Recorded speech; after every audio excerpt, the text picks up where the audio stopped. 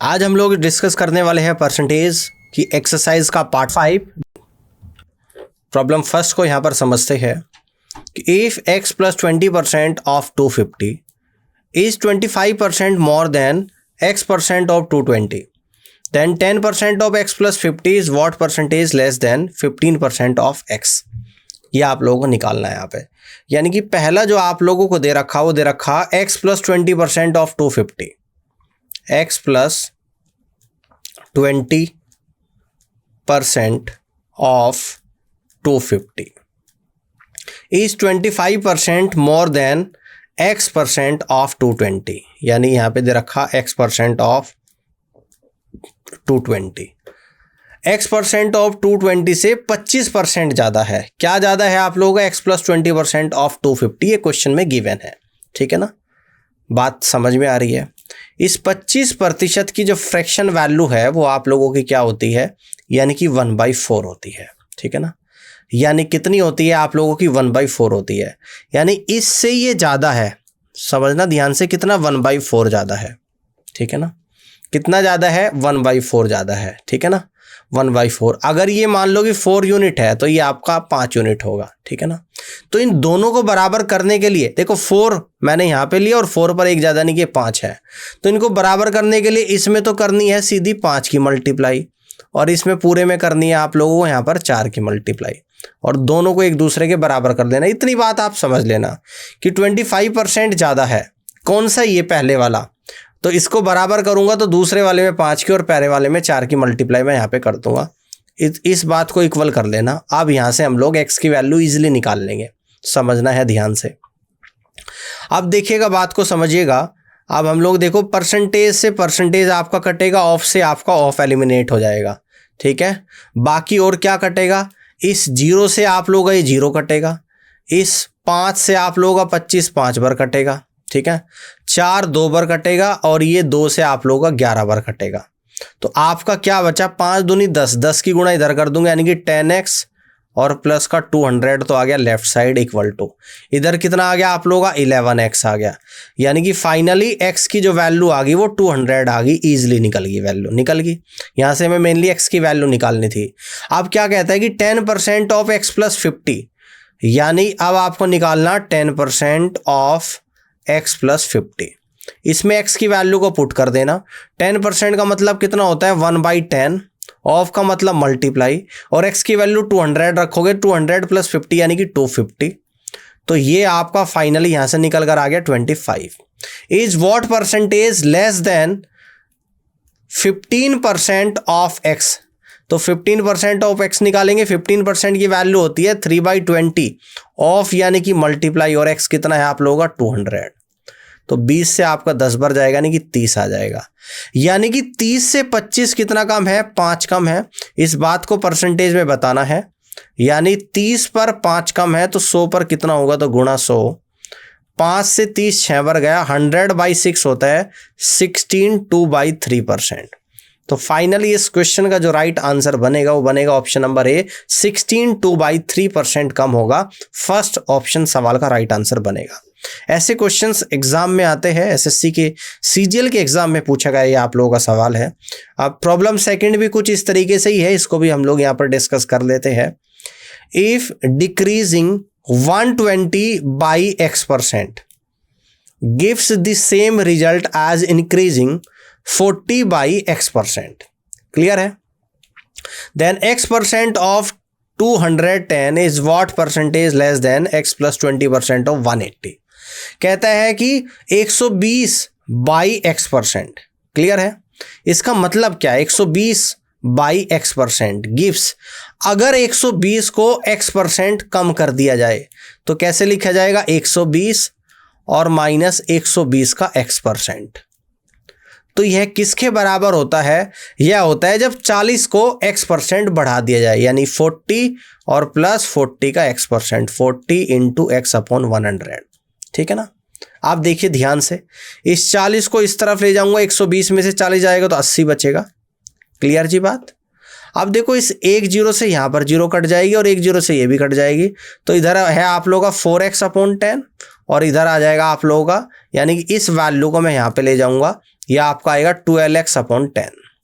तो आपकी जो वैल्यू आई 80 इक्वल टू 16x/10 आ गई, और 16 से 80 5 बार चले गया, और यानी x बराबर आप लोगों का 50 आ गया। x बराबर कितना आ गया आप लोगों का यहाँ पर 50 निकल कर आ गया। ठीक है जी, बात समझ में आ गई। अब देखो क्या बोल रहा है कि x% ऑफ 210। अब आपको निकालना है x% ऑफ 210। तो x की वैल्यू कितनी 50%, ये कितना निकल कर आएगा आप लोगों का, यानी कि 50%। x की वैल्यू यहाँ पे रख दूंगा। तो 50% ऑफ 210 कितना होता है, 50% का मतलब 1/2, ऑफ का मतलब गुणा, और 210 को एज इट इज यहाँ पे रख दूंगा। तो ये आपका निकल कर आएगा 105। 210 को 2 से डिवाइड करूंगा 105। कहता है कि व्हाट परसेंटेज लेस देन कितना है x+20% ऑफ 180। इसको भी सोल्व कर दूंगा। तो x की वैल्यू 50 और 20 70। 70% का मतलब 70/100 गुणा 180। इस जीरो से ये जीरो, इस जीरो से एक जीरो, 18 7 126 यहाँ पर आ गया। कहता है कि यहाँ से सवाल को पढ़ो कि then x% of 210 is what percentage less than x+20% of 180।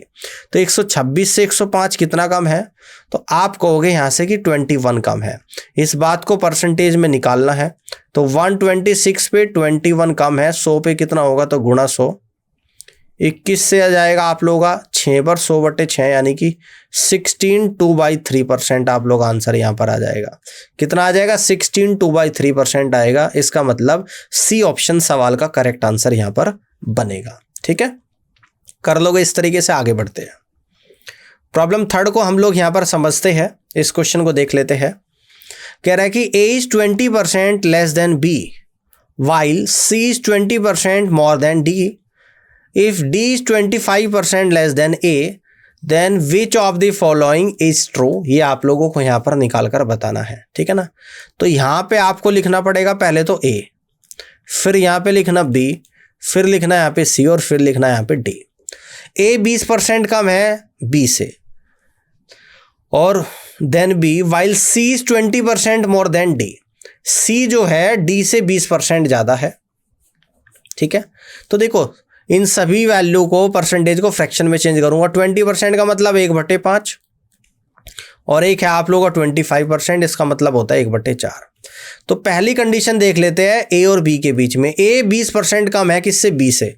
अगर B आपका 5 है तो 5 पर 1 कम, यानी कि A आप लोगों का 4 है। अब इसके बाद देख लेते हैं। अब इसके बाद क्या बोल रहा है कि जो C है वो D से 20% अधिक है। किससे, D से। अगर D 5 है तो 5 पर 1 ज़्यादा, यानी कि C आप लोगों का यहाँ पर 6 है। ठीक है ना। अब इसके बाद आखिरी कंडीशन जो दे रखी, कह रहा है कि D जो है ना A से 25% कम है। किससे, A से 25% है, यानी कि अगर A 4 है तो D कितना आप लोगों का बनेगा यहाँ पर, है ना। 25% कम है तो D आप लोगों का, A अगर 4 है तो D आप लोगों का यहाँ पर 3 होना चाहिए। ठीक है ना। D is 25% less than A। अगर D आपका कितना है 25% का मतलब होता है 1/4। अगर D 4 है तो 4 पर 1 कम। D is 25% less than A। अगर A आप लोगों का 4 है, यहाँ पर इस बात को समझना ध्यान से। अगर A 4 है तो 4 पर 1 कम, यानी कि D आप लोगों का 3 है। अब देखिएगा इस बात को ध्यान से आप लोगों को समझना है। कुछ रेशो आप लोगों के यहाँ पे निकल कर आ गए। अब इन रेशो को हम लोग इक्वल करने का प्रयास करेंगे और ध्यान से समझते हुए यहाँ पर चलेंगे। ठीक है ना, बात को समझिएगा ध्यान से। ठीक है, देखो ऊपर 5 यहाँ पर 3 है, तो ऊपर वाले में हम लोग मल्टीप्लाई कितने की कर देंगे, यानी 3 की, और जी नीचे वाले में मल्टीप्लाई कितने की कर देंगे, यानी कि 5 की। ठीक है ना। जब 5 की यहाँ पे करूँगा तो A कितना हो जाएगा 20, तो 5 की यहाँ पर भी करनी पड़ेगी। ठीक है, आप देखो A कितना आ गया 20 बन गया, कहीं से भी गुणा करके देख लो। B कितना आ गया 5 × 5 = 25 आ गया। C कितना आ गया 6 × 3 = 18 आ गया। और D कितना आ गया 5 × 3 = 15 आ गया। अब आप कहोगे सर ये कैसे करा, चाहे तो आप कंडीशन भी चेक कर सकते हो। A 20% लेस देन B, 25 से 20% कम होगा तो A 20 होगा, बिल्कुल ठीक है। C is 20% more then D, 15 पे 20% ज़्यादा होगा, C तो 18 होगा, बिल्कुल ठीक है। और आखिरी condition D is 25% less than A। A अगर 20 है, 20 पे अगर 25% आप लोगों का कम होगा तो कितना हो जाएगा, 15 हो जाएगा, ठीक है ना। तो सारी कंडीशन फुलफिल हो चुकी है। तो पूछते हैं कि कौन सा ट्रू है। जब ट्रू हम देख रहे हैं तो चारों ऑप्शंस में केवल बी और सी के बीच में रिलेशन आप लोगों को यहां पर दे रखा है। तो बी और सी का रिलेशन यहां पर हम लोग लेकर चलेंगे बी और सी का, यानी कि बी और सी का रिलेशन, यानी कि इस बात को कह दूंगा कि B by C. B is to C क्या होता है, B by C equal to कितना है, 25/18 है, ठीक है। अगर मैं यहां पर क्या करूं, ऊपर भी 4 की मल्टीप्लाई और नीचे भी 4 की मल्टीप्लाई करूं, कोई फर्क नहीं पड़ेगा। तो यहां से आप लोगों का जो निकल कर आएगा, यानी कि b by C equal to 100/72 आएगा। इस बात को कह दूंगा 1/0.72, यानी कि इसको ऐसे भी कह सकते हो कि 0.72 b इक्वल टू सी आप लोगों का यहां पर बन रहा है। यानी कि इस बात को कह सकते हो कि 0.72 into B equal to C. तो दैट मीन्स हम लोग कह देंगे कि B is the correct answer of this question. बात क्लियर हुई, आगे बढ़ते हैं। प्रॉब्लम 4 को यहां पर समझते हैं कि A is 20% more than B, B is 25% more than C, और C is 60% less than D, और D is 20% more than E. Based on the above information which of the following is true. आपको बताना कि कौन सा सही होगा। तो यहीं पे सॉल्व करना स्टार्ट करते हैं। हमने पिछला क्वेश्चंस जिस तरीके से करा था उसको भी 2 तरीके से हम लोग कर सकते थे। तो दूसरा तरीका है रेशो मेथड। रेशो मेथड से इस वाले क्वेश्चंस को मैं कर रहा हूँ, वो पिछले में भी अप्लाई हो जाएगा, ठीक है। तो इसको देख लेते हैं। 20% की फ्रैक्शन वैल्यू होती है 1/5। ए 20% ज़्यादा है किससे, बी से, यानी कि बी अगर 5 होगा तो ए 6 हो जाएगा। तो यहाँ से हम लोग कह देंगे कि ए और बी का जो अनुपात निकल कर आएगा, है ना, बी अगर 5 है तो ए आप लोगों का 6 आ जाएगा। ए इज टू बी 6:5 आप लोगों का यहाँ पर निकल कर आ जाएगा। इसके बाद 25% की फ्रैक्शन वैल्यू होती है 1/4। बी इज 25% मोर देन सी। अगर सी 4 है तो बी कितना है, 4 पर 1 ज़्यादा 5। तो बी इज टू सी आप लोगों का जो निकल कर आएगा 5:4 निकल कर आ जाएगा। 60% लेस देन का मतलब कितना होता है, 3/5 होता है। तो यहां से हम लोग कह देंगे सी इज टू डी कितना निकल कर आएगा, 60% लेस देन डी। अगर डी आप लोगों का 5 है तो 5 पर 3 कम, यानी कि सी आप लोगों का कितना हो जाएगा, 5 पे 3 कम कितना होता है, सी आपका 2, यानी कि सी इज टू डी आपका 2:5 आएगा। और 20% की अगेन फ्रैक्शन वैल्यू 1/5 होती है। यहां पर यह बोला जा रहा है कि डी ई से 20% ज़्यादा है। अगर ई आप लोगों का 5 है तो डी इज टू ई आप लोगों का कितना निकल कर आएगा, अगर ई 5 है तो डी आपका 6 निकल कर आएगा। तो यहां से कंप्लीट रेशो मैं निकाल लूंगा किस किस का, A is to B is to C is to D is to E. ध्यान से देखना कैसे निकालूंगा। देखो 6 पंजे 30, 30 दूनी 60, और 60 गुणा 6 कितना होता है आप लोगों का, 360 होता है इज टू। 5 बजे 25, 25 दूनी 50, 50 गुणा 6 कितना होता है आप लोगों का, 300 होता है इज टू। 5 चौक 20, 20 दूनी 40, और 40 गुणा 6 कितना होता है, 240 होता है इज टू। 5 चौक 20 पंजे 100, और 100 की अगर 6 में गुणा करूंगा तो 600 होता है। इसके आगे 5 चौक 20 पंजे 100, और 100 पंजे 500। ये आप लोगों का फाइनली रेशो निकल कर आ गया। अब इस रेशो में 10 हर जगह कॉमन है तो 10 को कैंसिल आउट कर दूंगा, यानी कि हर जगह से 1-1 जीरो कैंसिल आउट आप लोगों की हो जाएगी, ठीक है। अब इस रेशो को यहीं पे छोड़ दो, यानी कि ये आप लोगों का 36, 30, 24, 60 और 50 बन रहा है, ठीक है ना। अब देखो ये इसको थोड़ा सा और सिंप्लीफाई करोगे तो ऐसे भी लिख सकते हो, ये 2 से भी एलिमिनेट हो रहा है। तो 18:15:12:12 30:25। ये फाइनली रेशो निकल कर आ गया ए बी सी डी और ई का। अब देखो ऑप्शंस के हिसाब से हम लोग चेक करेंगे। फर्स्ट ऑप्शन देखते हैं कि D is 60% less than B. D B से 60% कम है, बी से डी तो ज़्यादा है, यानी कि ये तो पहला ऑप्शन गलत हो चुका है ना। अब दूसरा ऑप्शन देखते हैं, ई इज 28% मोर देन ए। ए से ई कितना ज़्यादा है ये हम चेक करते हैं। ए से ई, तो ए से ई ज़्यादा है भाई, कितना ज़्यादा है, 7 ज़्यादा है, यानी 18 पे 7 ज़्यादा, तो 100 पर कितना होगा, क्या 28 होगा, नहीं होगा, यानी कि बी ऑप्शन भी यहाँ पर गलत जा रहा है। तो बी ऑप्शन भी आप लोगों का आंसर नहीं होगा। अब सी ऑप्शन चेक करते हैं, ए इज 40% लेस देन डी। ए क्या है, डी से, यानी कि 30 से 18 कितना कम है, 12 कम है। परसेंटेज में देखेंगे 30 पर 12 कितना परसेंट होता है, गुणा 100 कर देंगे जब परसेंटेज चेक करेंगे। 0 से 0, 3 से 12 4 बार, 4 गुणा 10 40%, यानी कि सी ऑप्शन यहाँ पर मैच कर रहा है। और एक आखिरी ऑप्शन है डी, इसको भी देख लेता हूँ कि सी इज 24% लेस देन ए। क्या सी ए से कम है? 18 से 12, तो 18 पर 6 कम है, गुणा 100, तो 6 × 18 33, 1/3% कम है, 24% कम नहीं है, यानी कि डी ऑप्शन भी आप लोगों का आंसर नहीं बनेगा। आंसर केवल एक ही ऑप्शन बनेगा और वो जा रहा है आपका ऑप्शन नंबर सी। इस तरीके से आप लोग कर सकते हो, ये होता है आप लोगों का रेशो मेथड। ठीक है, आगे बढ़ते हैं। प्रॉब्लम 5 को यहां पर समझते हैं कि if 58 1/3% of a number is subtracted from itself, we got 640, find 131 1/4% of the original number. ठीक है ना, कहता है कि एक नंबर का 58 1/3% उसी नंबर में से माइनस कर दिया जाता है तो 640 हमें प्राप्त होता है। तो उस नंबर का 131 1/4% निकालना है। तो सबसे पहले तो आपको फ्रैक्शन वैल्यू निकालो। 58 1/3 की फ्रैक्शन वैल्यू कितनी होती है? 58 गुणा 3 करेंगे तो आपका जो निकल कर आएगा 174 + 1, यानी कि 175 डिवाइडेड बाई 3 इंटू 100। तो 3 से जा रहा है आप लोगों का, नहीं 3 से नहीं कट रहा, इसको ऐसे रख देना। ये 25 से 7 बार और ये 25 से 4 बार कट रहा है, यानी कि आपका 7/12 निकल कर आ रहा है। 58 1/3% होता है आप लोगों का 7/12। ठीक है ना, अगर उस नंबर को मैं यहां पर 12 मान लूं, लेट दी नंबर हमने मान लिया कि 12x है।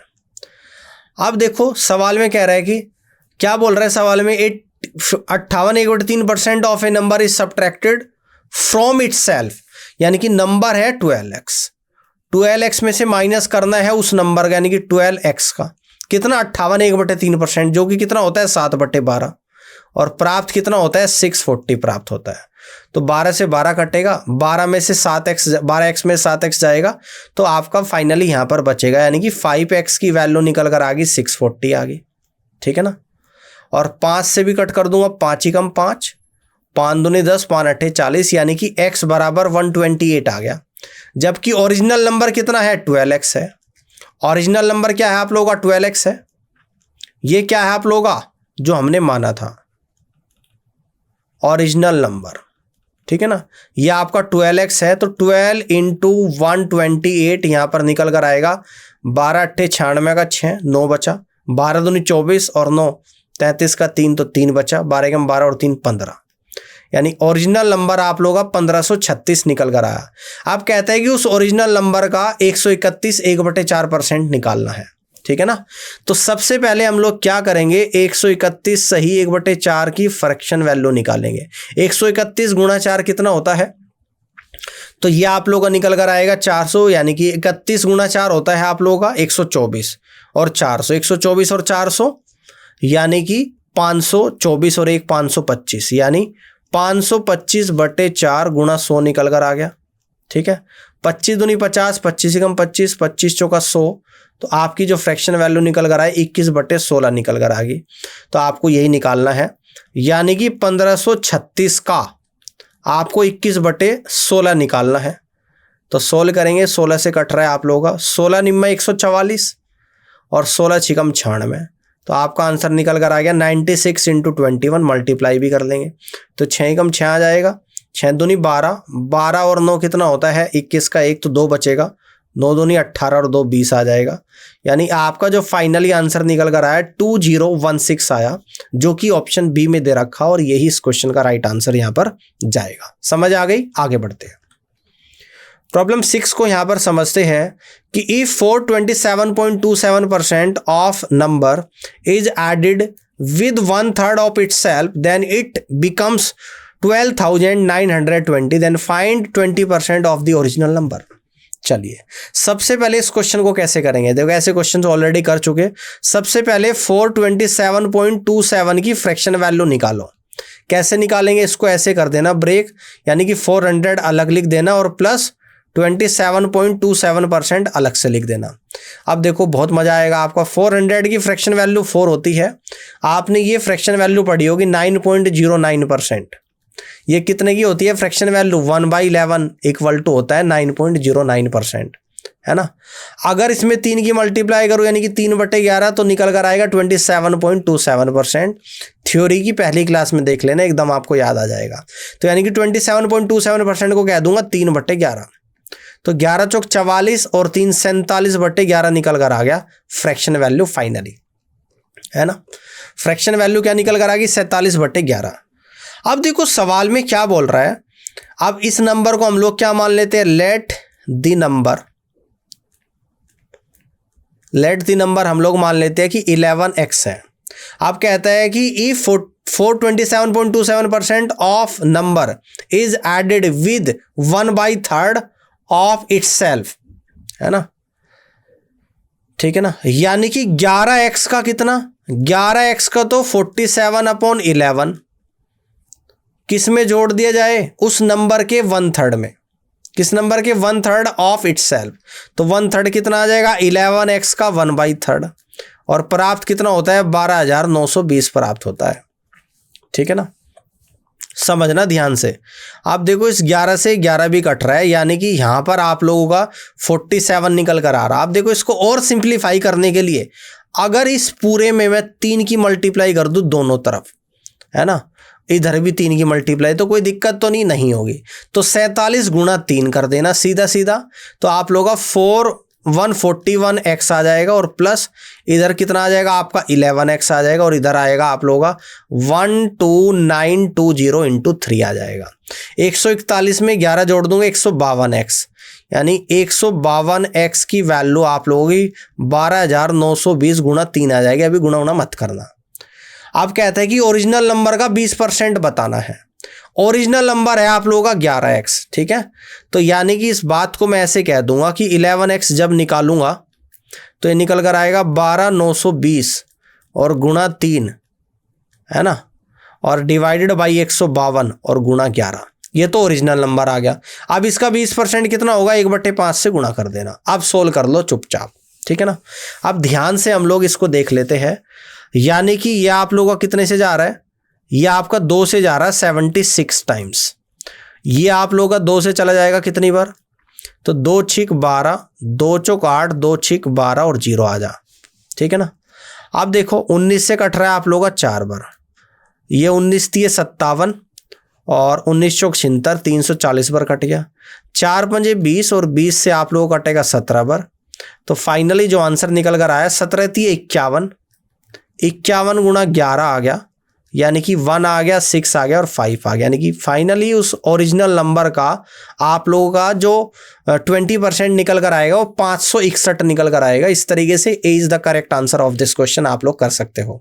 समझ आ गई बात। थोड़ा सा कैलकुलेशन था क्वेश्चन में, बाकी मुश्किल नहीं था, क्योंकि इस टाइप के क्वेश्चन ऑलरेडी मैं आप लोगों को करा चुका हूं। आगे बढ़ते हैं, प्रॉब्लम 7 को यहां पर समझते हैं कि देयर आर 2 नंबर्स, 2 संख्याएं है, when first number is increase by 160%, the obtain number is 86 less than second number, and if the first number is increase by 110 then the obtain number is 200 less than the second number. Find out the sum of the 2 number. मैं यहां पर 2 number को मान लेता हूं कि let the 2 numbers, क्या मान लेता हूं, एक को ए मान लेता हूं, दूसरे को बी। फर्स्ट आपका ए है और दूसरा सेकंड आप लोगों का बी है। इस बात को ध्यान समझना, फर्स्ट ए है और सेकंड आपका बी है।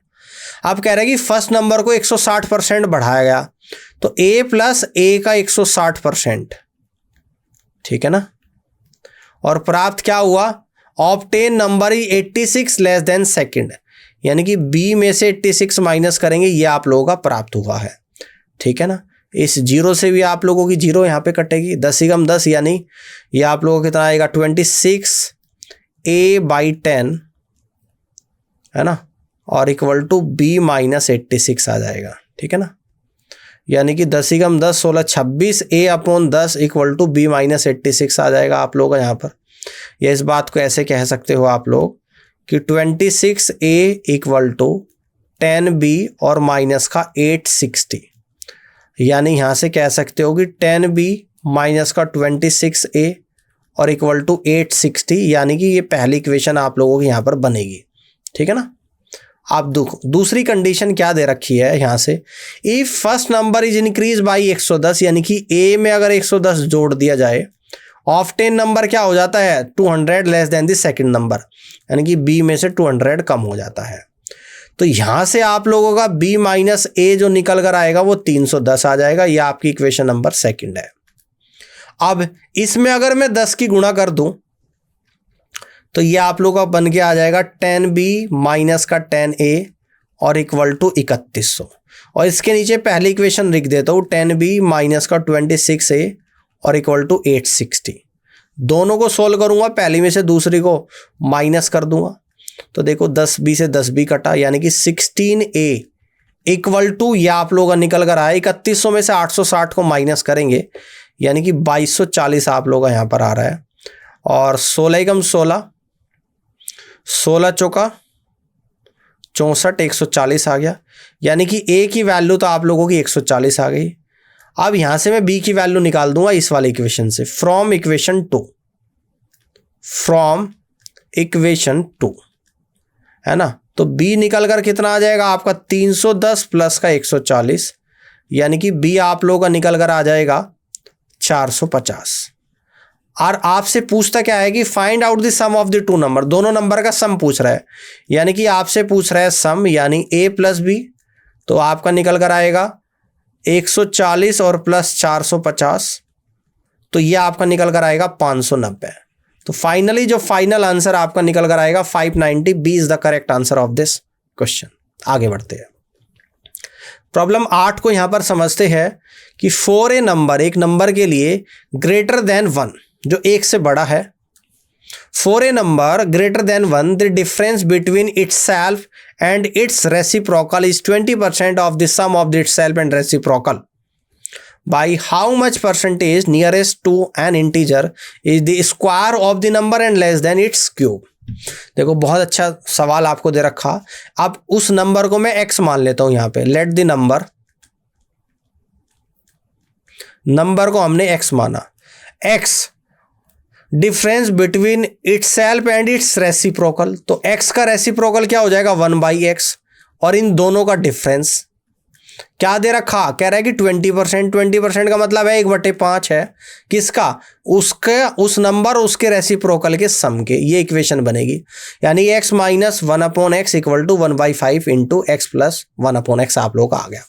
अब यहां से इसको सॉल्व करते हैं, ध्यान से समझना है बात को, सॉल्व करते हैं। यानी जब सॉल्व करेंगे ध्यान से इस बात को आप लोगों को समझना है, ये आप लोगों का क्या निकल कर आएगा, ठीक है। तो ये निकल कर आएगा आप लोगों का x² माइनस 1/x और इक्वल टू 1/5 और x² प्लस 1/x आ जाएगा।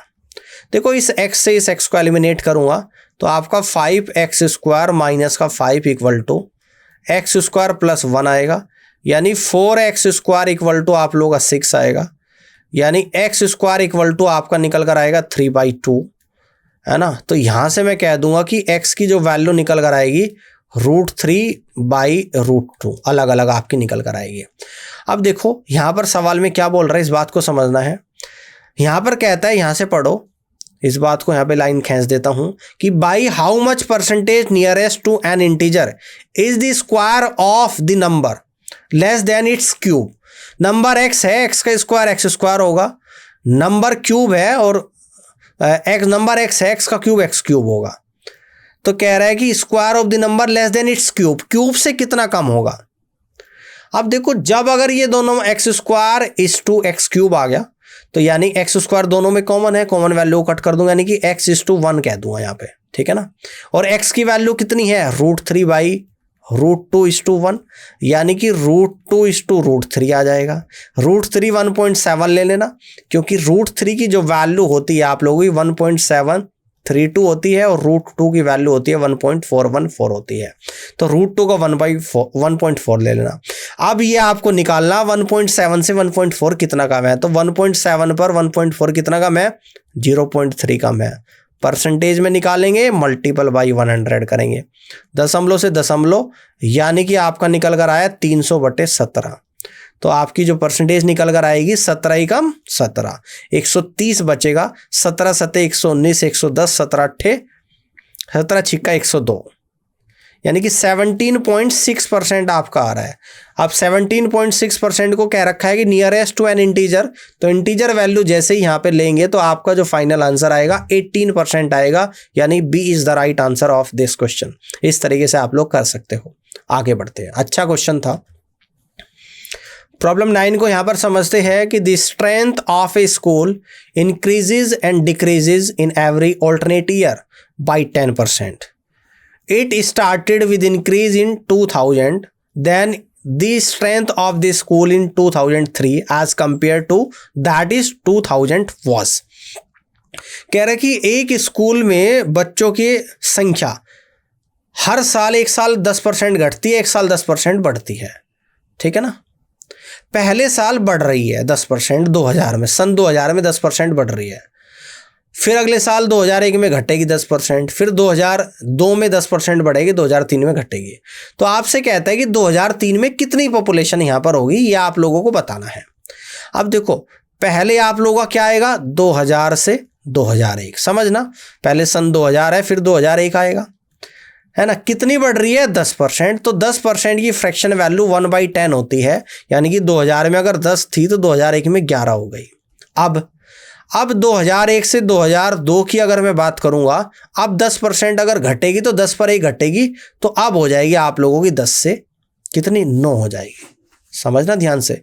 अब हम लोग बात करेंगे 2002 से 2003 की, अब 10% बढ़ेगी, यानी कि 10 से 11 हो जाएगी, ठीक है ना, यही तो पूछ रहा है।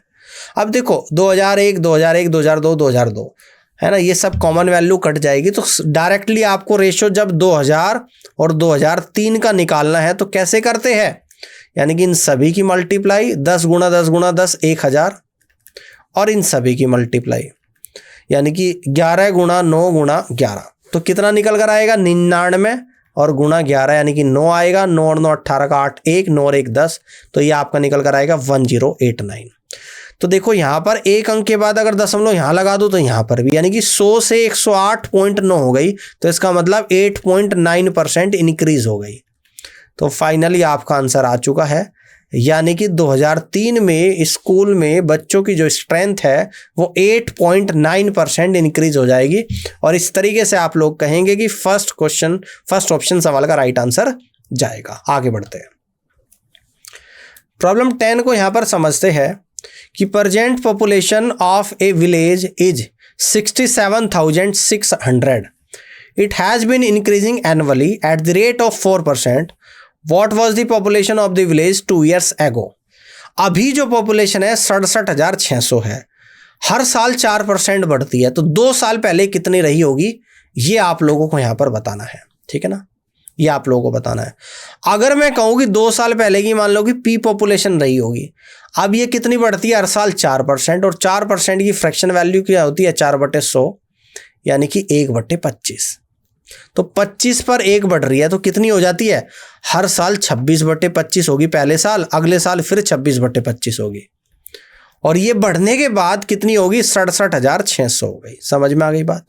तो 26 गुणा 26 कितना होता है, 676, यानी कि 100 बार कट गया, तो पी आपका निकल कर आ गया 25 गुणा 25 625 गुणा 100, यानी कि 62,500। तो इस तरीके से इस विलेज की जो पॉपुलेशन है वो 2 साल पहले कितनी रही होगी, 62,500 रही होगी, यानी first is the right answer of this question. Clear. आज के सेशन को फिर यहीं पे हम लोग ख़त्म करते हैं, और इस पूरी वीडियो को देखने के लिए आप सभी का धन्यवाद।